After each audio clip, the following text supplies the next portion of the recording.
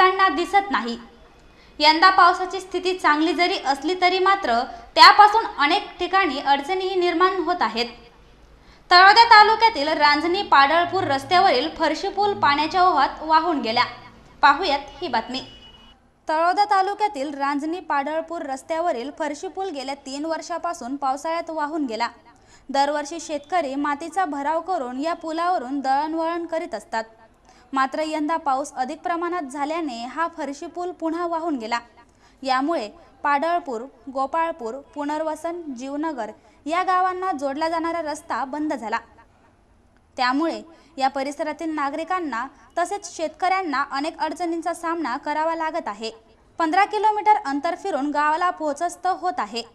संबंधित विभाग तसेच लोकप्रतिनिधींकडे सदर रस्त्याची तक्रार वारंवार केल्यावरही याकडे दोघांनीही दुर्लक्ष केले आहे।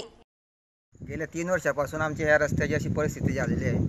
वेळोवेळी प्रतिनिधींना, लोकप्रतिनिधी निवेदनं दिलेत आम्ही तिथं बांधकाम समितीमध्ये, जिल्हा परिषदेला कित्येकदा आपले इंजिनियर वगैरे बघून गेलेले आहेत, परंतु काहीच काय पाठपुरावा होत नाही। इथं ह्या रस्त्यापासून पाडळपूर, पुनर्वसन, कोठार वगैरे इकडनं जातात ह्या रस्त्याची रांजणीवरून पूर्ण शेतं 25-30 लोकांचे शेतं आहेत इकडनं परत आपलं हाकीम सेठ वगैरे यांचे मोठे मोठे शेतकरी आहेत, केळी ऊस पपईवाले लोक आहेत सर्व।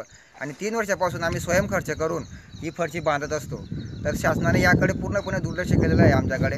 आणि रस्ता वाहून गेल्यामुळे आता इथं पूरक खतं वगैरे टाकण्यासाठी त्याच्यासाठी कुठलाही एक रस्ता नाही आणि परत फिरून जावं लागेल आम्हाला। कमीत कमी 15 किलोमीटर पायपीट करावं लागेल इथून। तर शासनाने यासाठी किती पाठपुरावा करावा लागेल, काय करायचं काय नाही, या शेतकऱ्यांना सुचत नाही आता। तर वाहतूक कसं काय करायची, तर पूर्ण ऊस, केळी, पपई आता सध्या पिकं चालू होतील केळीचे आणि याचे पपईचे, तर मग कुठून वाहतूक करायची हा मोठा प्रश्न पडलेला आहे आम्हाला। आता कपाशी वगैरे खतं देण्यासाठी, ते मजुरी आणण्यासाठी तसं आता गाड्यासुद्धा निघू शकत नाही इथून, पायी सुद्धा जाण्यासाठी मोठी अडचण निर्माण होते आम्हाला। तर काय करायला पाहिजे आम्हाला, आमचा प्रश्न आहे शासनाला। तर आमची गैरसोय कुठपर्यंत सुधारली जाईल याची आम्हाला पाठपुरावा करून आमच्या एक निकाल लावण्यात यावा अशी आमची इच्छा आहे या ठिकाणी। त्यामुळे नागरिकांनी दाद कोणाकडे मागावी हा प्रश्न निर्माण झाला आहे। जिल्हा प्रशासनाने तरी या रस्त्याकडे गंभीरतेने घ्यावा ही अपेक्षा।